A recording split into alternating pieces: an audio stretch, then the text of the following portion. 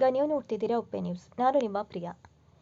ಭಾಲ್ಕಿ ಪಟ್ಟಣದಲ್ಲಿಂದು ಹಮ್ಮಿಕೊಳ್ಳಲಾದಂತಹ 2024-25ನೇ ಸಾಲಿನ ಪದವಿ ಪೂರ್ವ ಕಾಲೇಜುಗಳು ತಾಲೂಕಾ ಮಟ್ಟದ ಕ್ರೀಡಾಕೂಟವನ್ನು ಜಿಲ್ಲಾ ಉಸ್ತುವಾರಿ ಸಚಿವರಾದ ಈಶ್ವರ್ ಖಂಡ್ರೆ ಅವರು ಉದ್ಘಾಟಿಸಿ ಮಾತನಾಡಿದರು.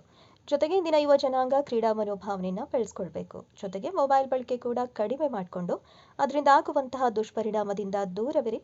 ಕ್ರೀಡೆಯಲ್ಲಿ ಹೆಚ್ಚು ತೊಡಗಿಸಿಕೊಳ್ಳುವುದರಿಂದ ದೈಹಿಕ ಮಾನಸಿಕ ಸದೃಢರಾಗಲು ಕೂಡ ಸಾಧ್ಯ ಅಂತ ಹೇಳಿದರು. ದೈಹಿಕ ಚಟುವಟಿಕೆಯನ್ನು ಪ್ರೋತ್ಸಾಹಿಸಲು ಮತ್ತು ಯುವಕರಲ್ಲಿ ಕ್ರೀಡಾ ಪ್ರತಿಭೆಯನ್ನು ಬೆಳೆಸಲು ಕ್ರೀಡಾಕೂಟಗಳ ಆಯೋಜನೆ ಉತ್ತಮ ಪ್ರಕ್ರಿಯೆಯಾಗಿದೆ ಅಂತ ಸಚಿವರು ತಿಳಿಸಿದರು.